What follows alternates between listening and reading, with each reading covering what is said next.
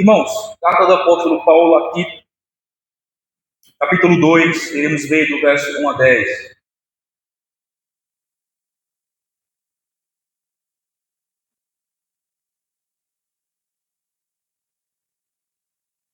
Carta do apóstolo Paulo a Tito, capítulo 2, verso 1 a 10, assim diz, irmãos, a palavra do Senhor.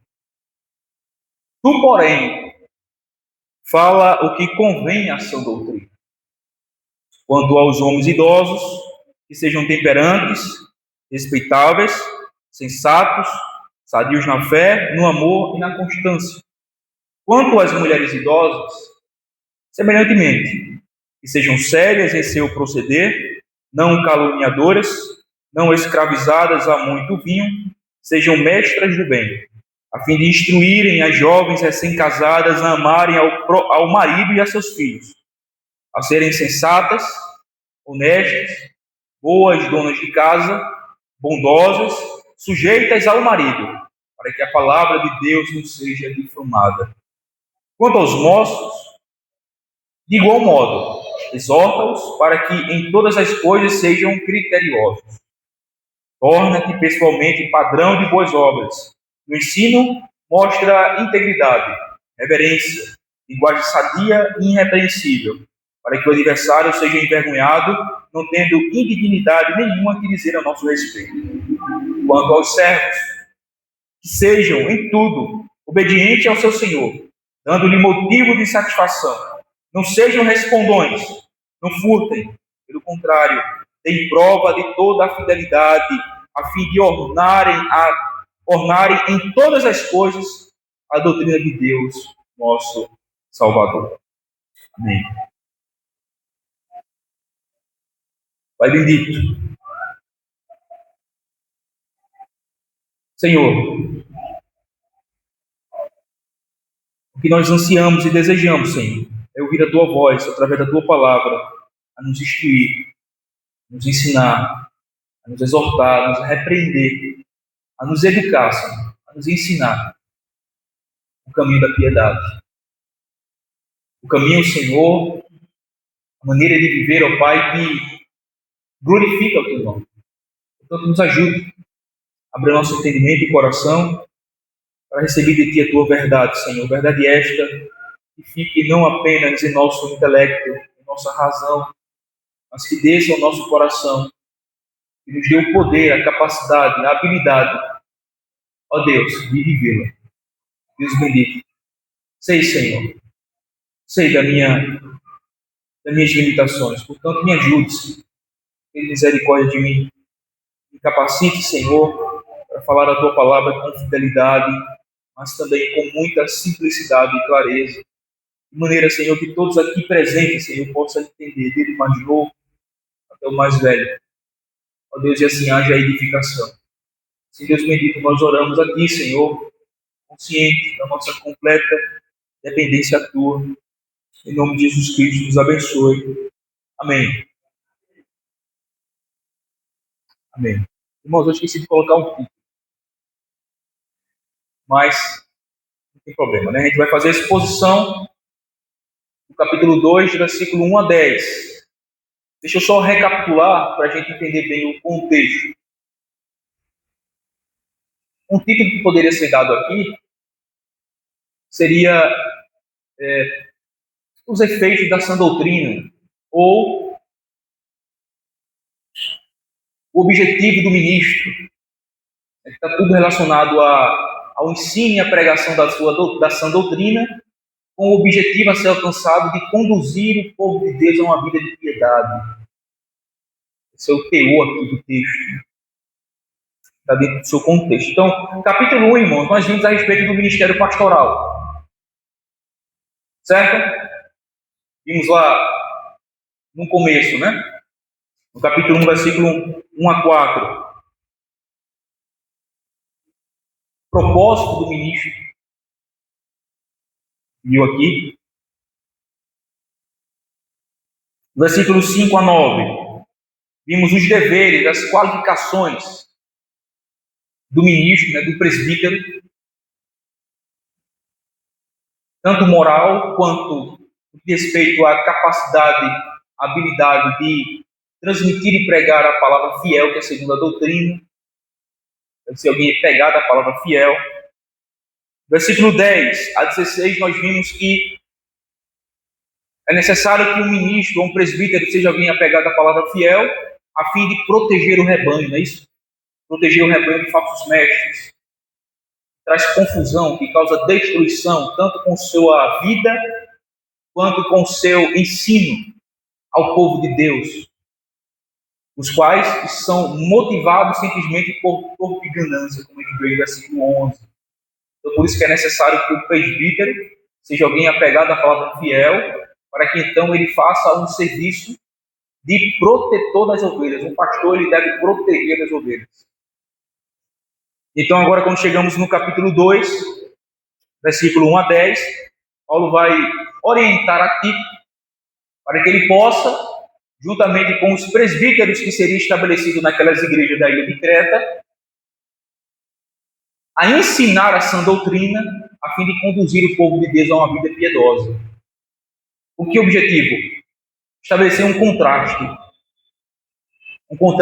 entre os falsos mestres e os cidadãos cretenses, que eram pessoas imorais, e a maneira como nós cristãos devemos então viver vidas piedosas, vidas exemplares, em virtude da sã doutrina, que é uma doutrina saudável, que causa edificação, que traz saúde ao povo de Deus. Então é isso que nós iremos ver no capítulo 2. Então, logo após, irmãos, de Paulo mostrar que também está incluído no ministério pastoral o perfil de um protetor das ovelhas, do versículo 10 a 16, porque certamente sempre será introduzido, ou se levantará, ou se revelará, ou então aparecerá no meio do povo de Deus homens mal intencionados, ensinando doutrinas pervertidas, com motivos gananciosos, que destrói casas, famílias, igrejas, causam uma série de problemas.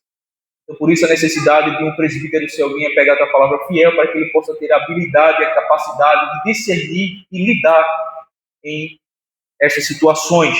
Então, logo após de Paulo orientar e mostrar que um presbítero deve ser assim, um protetor das ovelhas, ele agora se volta para Tito de maneira específica e ordena com que ele seja alguém que não siga nas pisadas dos falsos mestres, que ele descreve nos versículos anteriores, mas que ele deveria falar, pregar, anunciar a sã doutrina. Está aí no versículo 1, né? Ele diz assim: tu, porém, fala o que convém à sã doutrina. Irmãos, esse porém aí tem como objetivo estabelecer um contraste com o ensino dos falsos mestres mencionado nos versos anteriores.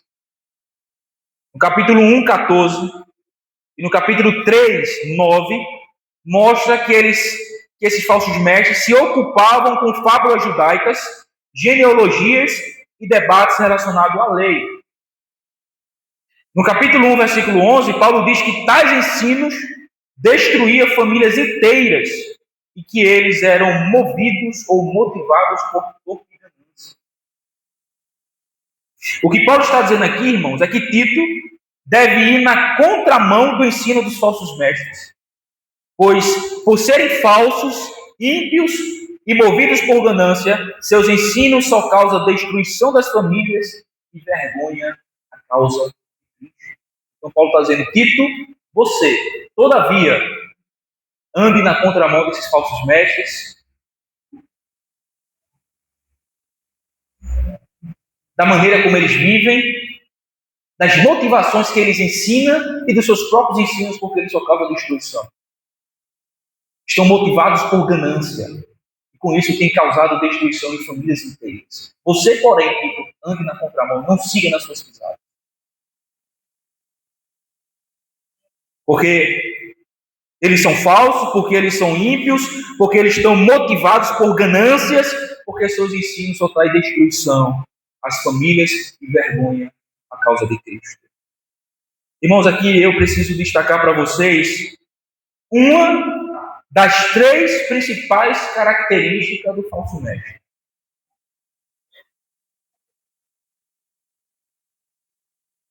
Que Além da distorção da doutrina, que é uma característica do falso mestre, ele distorce a doutrina.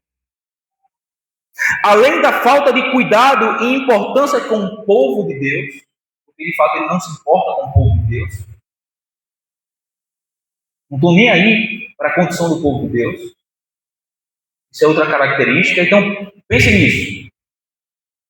As três principais características de um falso mestre: distorcem a doutrina, não se importam com o povo de Deus, e a terceira, que mais aparece nas Escrituras, são gananciosos.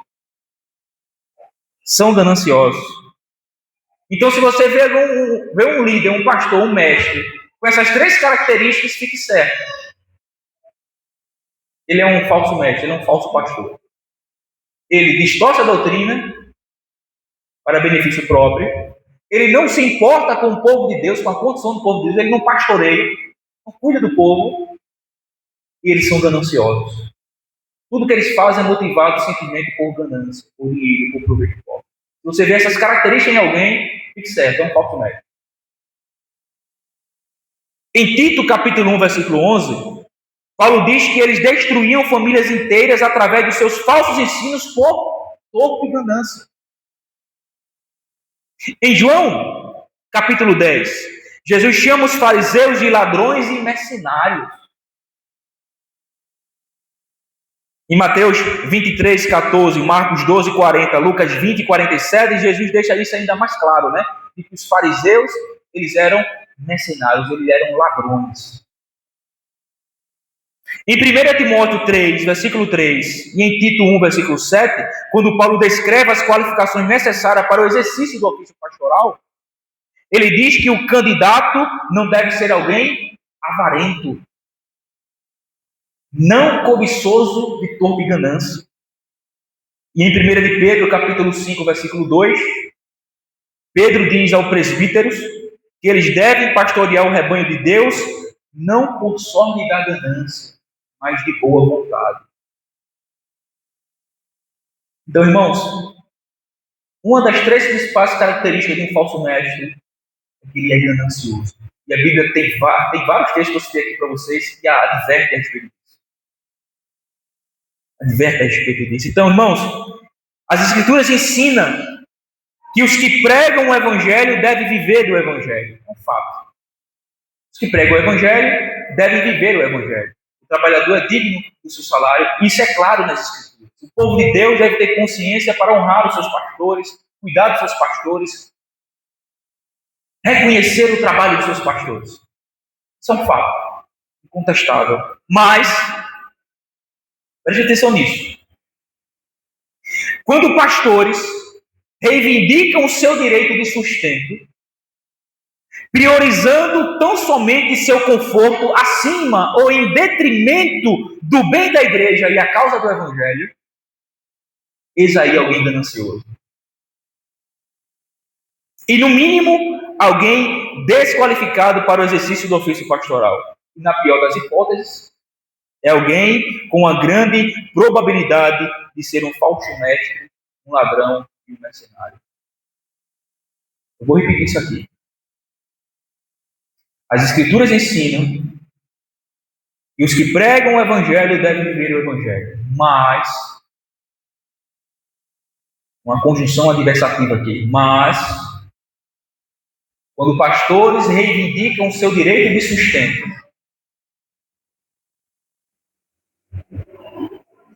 priorizando tão somente o seu conforto, acima ou em detrimento, apesar do bem da igreja e da causa de Cristo, eis aí alguém que é ganancioso. Eis alguém aí com um perfil de um falso mestre. Este, se é dessa maneira, ele está, no mínimo, desqualificado para exercer o ofício. E, na pior das hipóteses, é alguém de fato que é um falso mestre, que é um ladrão, que é um mercenário. Que está ali simplesmente para se aproveitar do rebanho, tirar proveito da igreja. Isso é uma das características, das três características de um falso mestre, que eu queria destacar para vocês, que aparece aqui no nosso contexto. E quando fala de falsos mestres, né, Sempre esse ponto é destacado. São pessoas, Pedro vai falar lá que eles farão de vós comércio. Sempre tem isso envolvido. Tito, porém, irmãos, e todos aqueles que ocupam ou ocuparão o ofício pastoral devem ensinar o que convém a sã doutrina. Ou seja, o que Tito e os demais presbíteros que seriam estabelecidos em cada igreja em Creta deveriam ensinar, deve estar de acordo com um conjunto de verdades ensinado por Jesus e os apóstolos. Mas o que é que os falsos mestres fazem? Distorcem, se envolvem em questões sem fundamento, como genealogias, questões a respeito da lei, fábulas religiosas, com proveito. Se aproveitar das pessoas, ludibriar, enganar, pensar que a piedade é causa de ganho, quando na verdade, grande causa de ganho é a piedade com contentamento com Deus.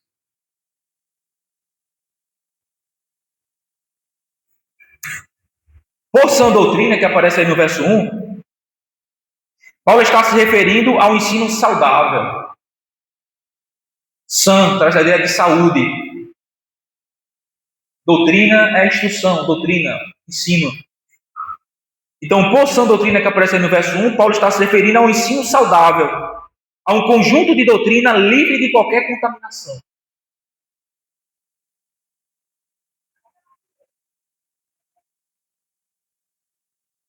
E quando, irmãos, a sã doutrina, ela é ensinada fielmente, ela é recebida, ela é crida e ela é obedecida, o que é que vai gerar no crente? Saúde. Saúde espiritual, edificação, crescimento, piedade, alegria, virtudes. É isso que agora Paulo vai mostrar do verso 2 a 10. Como cristãos de idades e circunstâncias diferentes devem viver, a fim de contrastar com a vida imoral dos falsos mestres e dos cretenses de modo geral, os quais eram mal afamados. Com isto, irmãos, Paulo tem o propósito de mostrar que a sã doutrina, quando ensinada, crida e obedecida, conduz pecadores à piedade. E a piedade é o ornamento que embeleza a doutrina de Deus, o nosso Salvador. É o que ele vai mostrar agora do versículo 2 a 10. Que a sã doutrina, que deveria ser pregada por Tito e os demais presbíteros que seriam estabelecidos naquelas igrejas, ela conduz, ela habilita, ela capacita aos crentes de todas as idades e em todas as circunstâncias a viverem vidas piedosas, a praticarem as boas obras. E tal piedade e tal boas obras, que é em virtude da sã doutrina que é recebida, crida e obedecida, ela é o ornamento da palavra de Deus. Ela embeleza, ela testifica, ela ratifica a doutrina. Veja que coisa maravilhosa. Então, irmãos, versículo 2 a 5. A sã doutrina ensinada, crida e obedecida produz idosos piedosos. Idosos piedosos. Versículo 2 a 5, né? Ele diz aí, no versículo 2: quanto aos homens idosos, que sejam temperantes, sóbrios, controlados, que sejam respeitáveis. A ideia é de um caráter digno de ser honrado, reverenciado. Já viu aqueles senhores, né, aqueles homens idosos, né? E quando a gente está diante deles, a gente fica meio que, né, tem todo aquele respeito, né? Todo aquele carinho, toda aquela posição para com ele de honra, né? De respeito, de reverência. Por quê? Porque eles se mostram, de fato, homens maduros, homens íntegros, retos, respeitáveis. Então, que os crentes, os idosos, sejam assim, respeitáveis. Diga lá, Valdir. Seja um jovem,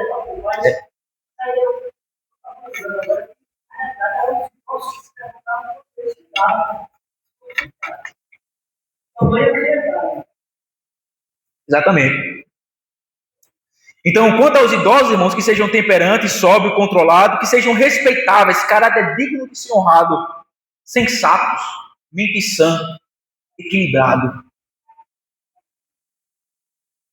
sadios na fé, no amor e na constância. Isto é, alguém que não se desvia da sua lealdade à fé e à piedade, mesmo diante das maiores provações e sofrimento. Alguém que é experimentado, alguém que não abre mão da sua fé, alguém que permanece até mesmo em momentos mais difíceis da sua vida. Que os idosos sejam assim. Diga lá, José primeiro, depois saúde. Foi ela? Saúde.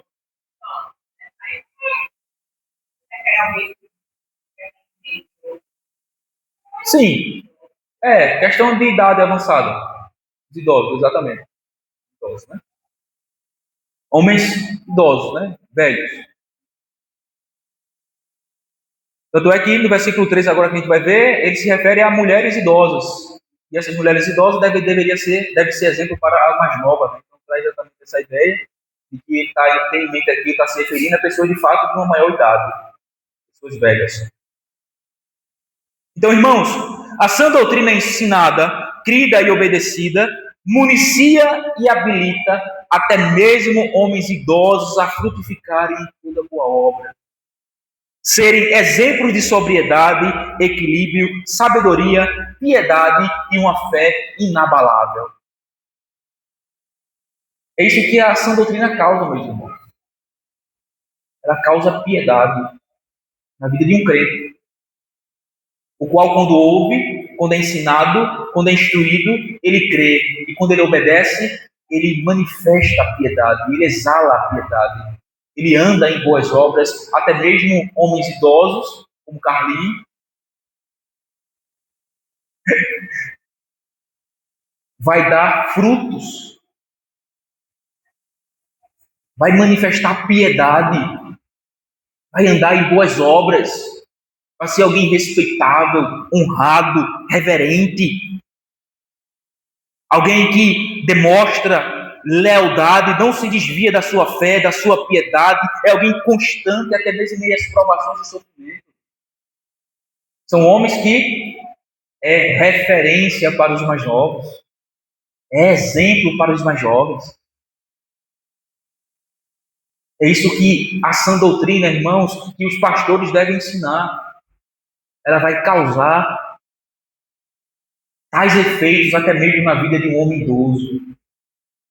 De tal maneira que este homem idoso será um exemplo de piedade, de reverência, de uma fé inabalável, de honra e de respeito. Mas em segundo lugar, as mulheres idosas, né? A sã doutrina, quando ensinada, crida e obedecida, produz também mulheres idosas piedosas. Versículo 3. Quanto às mulheres idosas, semelhantemente, que sejam sérias, isto é, decentes em seu proceder, que é a conduta dela. Então, as mulheres idosas devem ser mulheres que, em sua conduta, em seu procedimento, são gentes decentes. Senhoras decentes, né?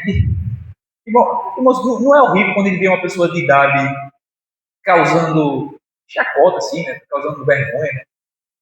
Ele fica até constrangido, não é isso? Essas mulheres idosas crentes, ensinadas à luz da sã doutrina, a qual ela crê, recebe e obedece, elas vão se tornar mulheres sensatas, mulheres decentes, mulheres que têm um procedimento, uma conduta decente, respeitável, assim como também os idosos. Não caluniadoras. Mulheres idosas, irmãos crentes, não podem ser mulheres caluniadoras, fofoqueiras, ou aquelas que fazem falsas acusações, comentários maliciosos. Sabe aquela velha que fica de calçada em calçada, de porta em porta? Mas aqui a ideia principal aqui é de mulheres, é de pessoas que dá falsas acusações de outras, dá falso testemunho de outras. cujas palavras são maliciosas, são pervertidas, têm um sentido danoso. Não escravizadas a muito vinho. De fato, lá, né, a bebida, o vinho era comum na sociedade. Mas mulheres piedosas, idosas, não devem ser mulheres entregues ao vinho, à bebida, à embriaguez, né, falta de controle. Porque dessa maneira ela não vai ser uma mulher decente e a sua conduta não será exemplar. Perderá o controle. Então Paulo diz, sejam mestras do bem. Literalmente, é professoras daquilo que é bom. Professoras daquilo que é bom. Aquela que ensina o que é bom. A fim de instruírem as jovens recém-casadas. Aqui eu quero destacar aqui algo para vocês. A expressão aí, a fim de, aparece aí no começo do versículo 4, é uma conjunção que traz primeiramente a ideia de demonstração. Ou seja, Paulo está dizendo que as mulheres idosas devem ensinar, instruir as jovens recém-casadas a amarem ao marido e a seus filhos, a serem sensatas, honestas, boas donas de casas, bondosas, sujeitas ao marido, primeiramente pela piedade demonstrada em suas próprias vidas. Primeiramente pela piedade demonstrada em suas próprias vidas, sendo elas mesmas exemplo de tal piedade. Então, as mais maduras que aqui estão, né?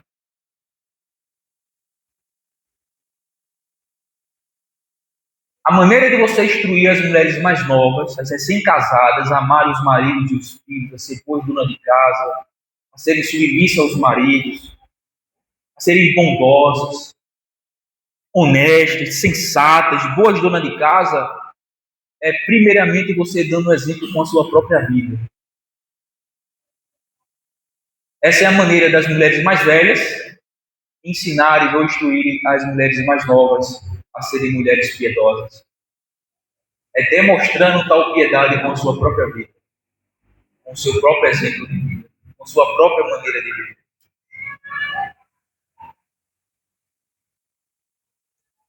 Então, o que Paulo está dizendo é que Tito deve instruir as igrejas, bem como também aqueles presbíteros que seriam estabelecidos. As mulheres mais velhas instruírem as mais novas através da sua própria piedade. Ensine as mulheres mais novas, as recém-casadas, a amarem ao seu marido e aos seus filhos, você mesmo amando ao seu marido e aos seus filhos. Você mesmo sendo exemplo de amor ao seu marido e aos seus filhos. Ensine as mulheres recém-casadas, as mais novas, a serem sensatas, você mesmo sendo sensatas. Ensine as mulheres mais novas a serem honestas, você mesmo sendo uma mulher honesta. Ensine as mulheres mais novas a ser boas donas de casas, bondosas e sujeitas ao marido, vocês mesmos sendo boas donas de casas, bondosas e sujeitas ao marido, com seu próprio exemplo. Com seu próprio exemplo. Irmãos, Paulo aqui está destacando um fator essencial de um maior poder, de uma maior eficácia de influência na vida de outras pessoas. Que é o exemplo. O exemplo. O exemplo fala mais do que muitas palavras, como eu já disse. Enquanto a fala, o anúncio, a pronúncia, o discurso ensina a mente, ao intelecto, à razão, o exemplo demonstra. Mostra como é que faz. Arrasta, influencia com maior eficácia, com maior poder. É dessa maneira que, com autoridade, as mulheres mais velhas ensinarão as mulheres mais novas. Um exemplo de vida, um exemplo de piedade. No que repousava a autoridade de Jesus? Em que as pessoas olhavam para ele e diziam, ele ensina com autoridade, não como os escribas e fariseus. Por quê? Porque quando as pessoas olhavam para a vida de Jesus, viam exatamente ele vivendo aquilo que ele ensinava com a sua boca. Ele ensinava, e quando as pessoas olhavam para ele, dizendo assim, olha ali o que ele estava ensinando. Olha ali o que ele estava ensinando, não é aquilo dali o que ele estava ensinando. As pessoas viam ele vivendo aquilo que ele pregava, aquilo que ele ensinava. E por isso que as pessoas se admiravam de tal autoridade. E dizia, esse ensina com autoridade, não é como os fariseus e escribas. E colocava fardos pesados e nem sequer com o dedo se moviam, não é isso? Então, se tem uma coisa que tem poder de influência na vida de outras pessoas, e uma influência eficaz na vida de tais pessoas, não é o mero e simples discurso como eu estou fazendo aqui a vocês, mas é se eu, através da minha vida, demonstro a vocês aquilo que eu estou ensinando a vocês em palavras. Assim também as mulheres velhas devem ensinar as mulheres novas através do exemplo das suas próprias vidas, demonstrando na prática o amor ao marido, o amor aos filhos, a serem honestas, a serem boas donas de casa, a serem sensatas, a serem bondosas, a serem sujeitas ao marido, com seu próprio exemplo. Falar?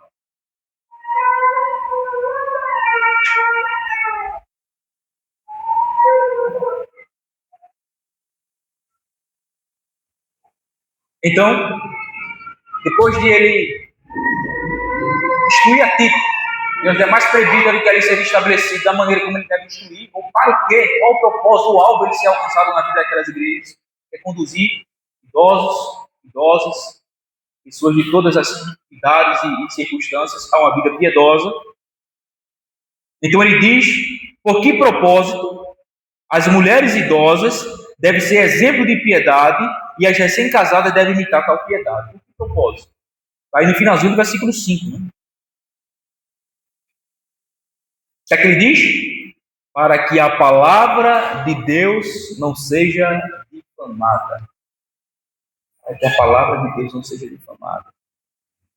Isto é, para que a sã doutrina, o conjunto de verdades ensinada, anunciada por Jesus e os apóstolos, não seja blasfemada, não seja ridicularizada, mal falada, menosprezada, desacreditada, para que o nome e que vocês carregam sobre si, que é o nome de Deus, o nome de Cristo, não seja envergonhado. Então é necessário que vocês vivam vidas piedosas. As mulheres mais velhas devem demonstrar isso em suas vidas e com o seu exemplo ensinar as mais novas, a fim de que a palavra de Deus não seja difamada, não seja envergonhada, menosprezada. O nome que vocês carregam não seja envergonhado.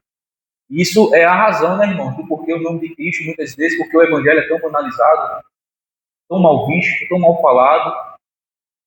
Por quê? Os crentes dão um mau testemunho. E aqui eu falo de maneira geral, né? A igreja, os crentes dão um mau testemunho. Isso traz difamação ao evangelho, difamação ao nome de Cristo, difamação à sã doutrina. Vergonha.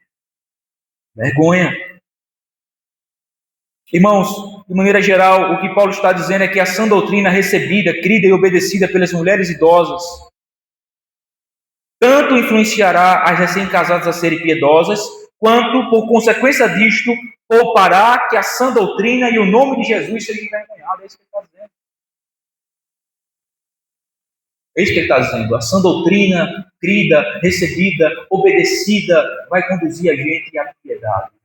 E isto poupará com que, através da vida das mulheres idosas, da vida dos homens idosos, através das mulheres recém-casadas, não seja blasfemado, não seja envergonhado em nome de Cristo.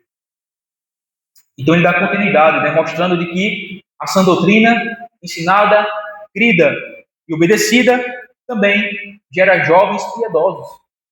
Versículo 6. Quanto aos moços, de igual modo, exorta-os para que em todas as coisas sejam criteriosos, no sentido aí de prudência, moderação, cuidado com as paixões das juventudes. com os anseios e paixões do coração. Jovens, sejam cuidadosos, sejam criteriosos, sejam prudentes. Tenham como exemplo os homens mais velhos. Atentem para a sua piedade, para o seu exemplo e os imitem. Fuja da aparência do mal. Não seja dado à bebida, ao vinho. Não seja entregue à devassidão e à imoralidade em todas as coisas, em todas as áreas. Sejam cuidadosos, prudentes, criteriosos. Uma maneira de você saber como andar de maneira agradável a Deus, se você já é um crente, evidentemente, é olhando para os exemplos dos homens maduros, piedade dos homens maduros. Estava conversando até com o Hélio ontem sobre isso, né? Dizendo a ele que eu sinto falta de homens maduros no nosso meio, homens assim, velhos, homens lá com sua longa peregrinação cristã, homens que a gente poderia se espelhar, né, de perto, ver o cotidiano ele vivendo o Evangelho, né, na prática, sendo exemplo de piedade, de honra, de respeito. Como eu sinto falta de pessoas assim no nosso meio, ao nosso lado, de referência. Então falava com ele dizendo, mas se nós não temos esses homens, então nós devemos ser esses homens. Nós homens devemos ser esses homens de exemplo, de piedade para a juventude, para os nossos filhos, para a igreja e até mesmo para pessoas mais velhas. Homens íntegros, retos, piedosos, mas de fato, quão abençoado seremos ou somos quando temos pessoas que são referências, exemplos de piedade para nós, em quem nós podemos nos espelhar e imitar tal piedade. Seguir após ele, né? Seguir os seus passos, suas pisadas. Porque não apenas aprendemos com nossos ouvidos, mas estamos vendo com nossos olhos, o caminho da piedade, o exemplo de vida ali. Isso é muito abençoador. Isso é muito abençoador. Então, jovens, olhem para os maduros, para os homens piedosos e exemplares, e siga, e em todas as coisas sejam prudentes, criteriosos, moderados. Mas também a sã doutrina ensinada, crida e recebida e obedecida também gera presbíteros piedosos, versículos 7 e 8. A ordem de Paulo para Tito é: Tito, torna-te pessoalmente padrão de boas obras. Padrão de boas obras, Tito. Por isso, as qualificações de Timóteo e Tito, né, a respeito de um presbítero, né? A respeito da sua vida, da sua moral, da sua ética, da sua maneira de viver, tem que ser alguém irrepreensível, alguém exemplar, porque ele é alguém que foi colocado na igreja para exemplo dos demais, como um modelo, como uma referência. Então, torna-te pessoalmente, Tito, padrão de boas obras. No ensino, mostra a integridade, reverência, linguagem sadia e irrepreensível. Com que objetivo?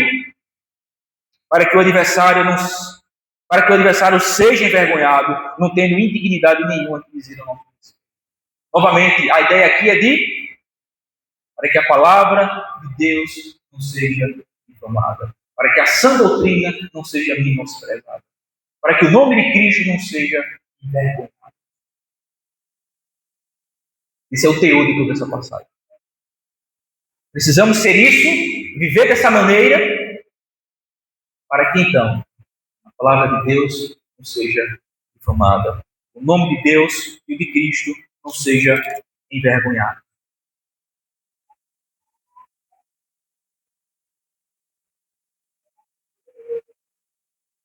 Por fim, essa doutrina ensinada, crida e obedecida também gera funcionários piedosos.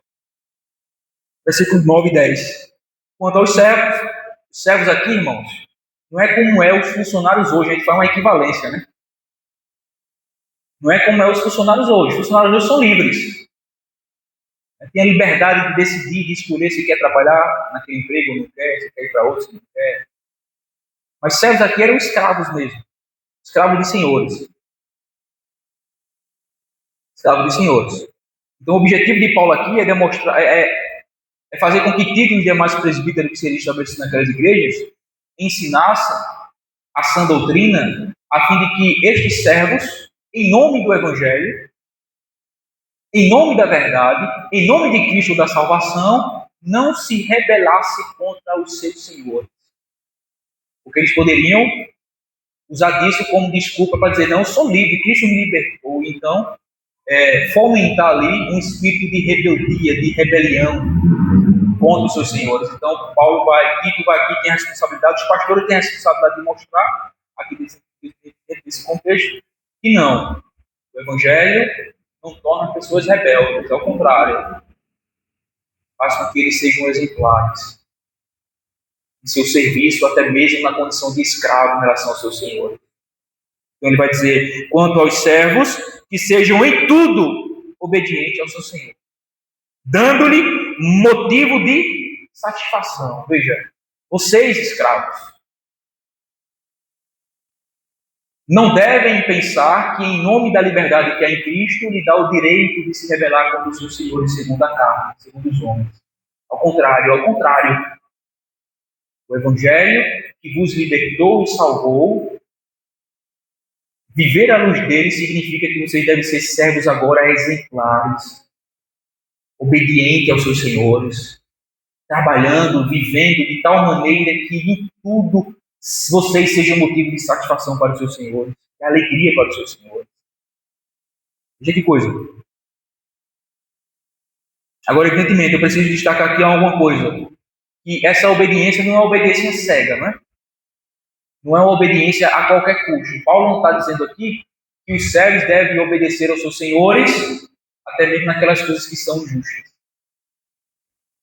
Por exemplo, se os seus senhores mandarem fazer alguma coisa e vai de encontro à sã doutrina, vai de encontro à verdade de Deus, vai de encontro ao próprio Deus, alguma coisa que seja pecado, pecaminoso. Aí não, aí os servos deveriam primeiramente ser mais obedecer a Deus do que os homens. Evidentemente, por isso eles deveriam ser punidos, né? Deveriam sofrer, poderiam que sofressem por conta disso, mas ainda assim valeria a pena, porque mais importa obedecer a Deus do que os homens. Mas no que diz respeito àquilo que é lícito, que é legal, no que diz respeito às suas responsabilidades, aos seus deveres, eles em tudo deveriam dar prova de boa satisfação aos seus senhores. Olha aí olha o que Paulo vai dizer: não sejam respondões. Não sejam respondões. Não furtem, não roubem. Pelo contrário, deem prova de toda a fidelidade. Então você que é um funcionário, né, trabalha para alguém, olha aqui um padrão, um modelo. Seja um funcionário exemplar. Começando até mesmo desde da pontualidade, né, chegando no horário, dando exemplo de piedade, de lealdade ao seu patrão, de fidelidade, trabalhando de tal maneira que você seja motivo de satisfação para o seu patrão. Não seja respondão, não seja mal educado,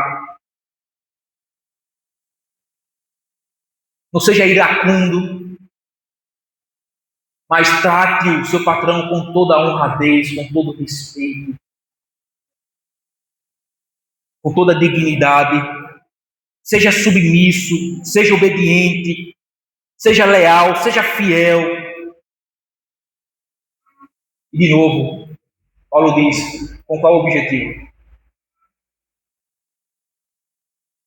A fim de ornarem em todas as coisas a doutrina de Deus, nosso Salvador. Em outras palavras, para que também sã doutrina não seja difamada, não seja blasfemada, para que o nome de Cristo que vocês carregam sobre si não seja ridicularizado, não seja envergonhado. Essa é a razão. Irmãos, precisamos entender, irmãos, que nós carregamos o nome de Cristo sobre nós. Carregamos o nome de Cristo. O terceiro mandamento que nós lemos aqui todo domingo, né? Não tomarás o nome do Senhor teu Deus em vão. O sentido ali do verso, desse mandamento, dessa lei não é simplesmente pronunciar o nome de Deus em vão, ou brincar, fazer chacota com o nome de Deus em vão. Evidentemente, isso está incluso. Mas o sentido primário ali do mandamento é no sentido de carregar o nome de Deus. Então a ideia é que nós carregamos sobre a nossa própria vida como cristãos o nome de Cristo. E devemos ter todo o cuidado para que nós não envergonhemos esse nome. Como é que nós não envergonhamos esse nome? Quando nós andamos e vivemos de maneira piedosa, em obediência à sã doutrina. Seja você um idoso, seja você uma idosa, seja você uma recém-casada, seja você uma solteira, seja você jovem, seja você um funcionário ou um patrão. Em todas as idades, em toda circunstância, seja alguém piedoso, que obedece a sã doutrina, que se submete a essa doutrina, que vive a sã doutrina, e assim estaremos vivendo Cristo e carregando o bom nome de Cristo sobre nós com honra, com respeito, com piedade, com dignidade. Estamos vivendo de tal maneira que a nossa piedade, olha, finalzinho do versículo 10, né? É o ornamento da doutrina de Deus, nosso Salvador. Então veja que interessante isso, né? Essa doutrina, quando crida e obedecida, nos conduz à piedade, às boas obras. E essa piedade é o que ornamenta a doutrina de Deus. É o que embeleza a doutrina de Deus. É o que traz honra ao nome de Cristo. É como um selo de autenticidade, não é? É como a piedade do crente é como um selo que autentica a verdade que ele professa com os lábios e crê com o coração. Quando ele vive isso na prática. Então, a vida piedosa do crente é como Paulo diz no final do versículo 10, é o ornamento da doutrina. O que é o ornamento? O que são os ornamentos de uma noiva? Todo aquele vestido, né, as joias, ela fica bela, ela está embelezada. Que traz honra à figura da noiva. Assim também é a piedade do crente. Traz honra à doutrina de Deus, ao nome de Cristo. Embeleza a doutrina. Confirma a verdade. Para concluir, irmãos,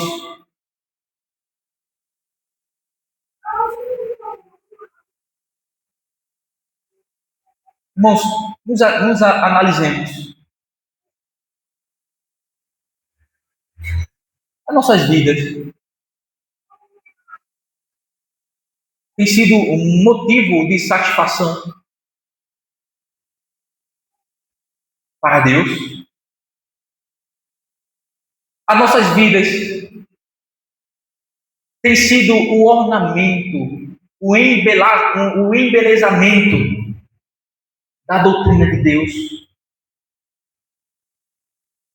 Tem trazido honra ao nome de Cristo, o nome que nós carregamos, que está sobre nós, e portanto devemos honrá-lo, respeitá-lo, reverenciá-lo e vivê-lo de tal maneira que ele seja embelezado, glorificado e exaltado. É o que Jesus diz no Sermão do Monte, em Mateus 5, né? A respeito de que nós somos sal da terra, luz do mundo. Devemos ser essas coisas de tal maneira que os homens, vendo as nossas boas obras, glorifiquem ao nosso Deus que está no céu. Nossa vida tem sido assim, irmãos? Tem sido motivo de embelezamento à doutrina, de honra e de glória ao nosso Senhor e Cristo e Salvador?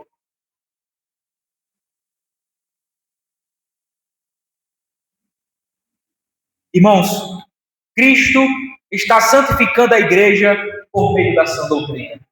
João 17 diz isso. Santifica-os na verdade, a tua palavra é a verdade. Cristo está santificando a igreja por meio da sã doutrina.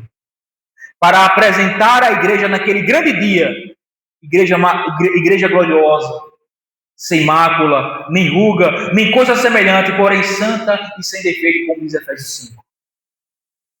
E ele está fazendo isso, irmãos, através de seus cooperadores. Quem são os seus cooperadores? Presbíteros apegados à palavra fiel, que é segundo a doutrina, sã doutrina essa, que quando ensinada, crida e obedecida, tal povo, com toda certeza, glorificarão a Deus através de uma vida piedosa. Homens, irmãos, são chamados para o exercício do ofício pastoral, para, pela graça de Deus, ensinar a sã doutrina, a qual habilitará o povo de Deus a viver vidas piedosas, vidas que glorificam a Deus.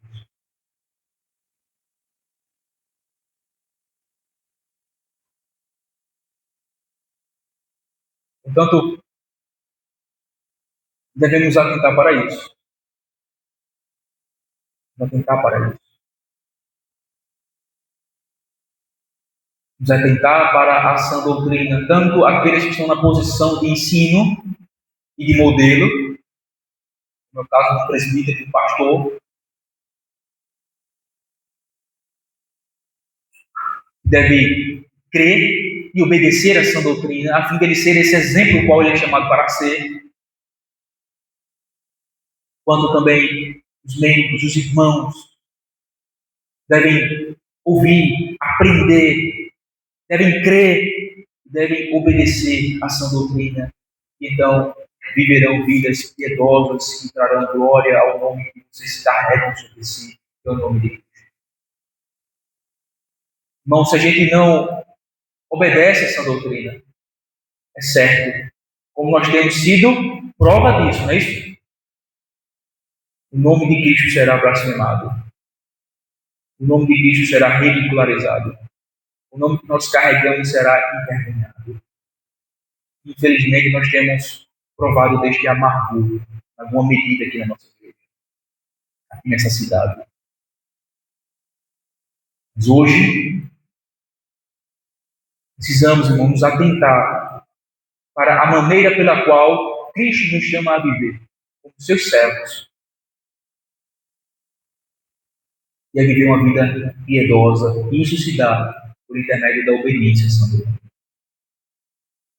Sã doutrina que nós lemos, sã doutrina que nós ouvimos, sã doutrina que nós somos ensinados. Não é suficiente apenas entender, irmãos. Precisamos vivê-la. Vivê-la, colocar em prática a sã doutrina. Então, nossas vidas serão vidas piedosas, que trarão honra e glória ao nome que nós carregamos. Em nome de Deus. Amém.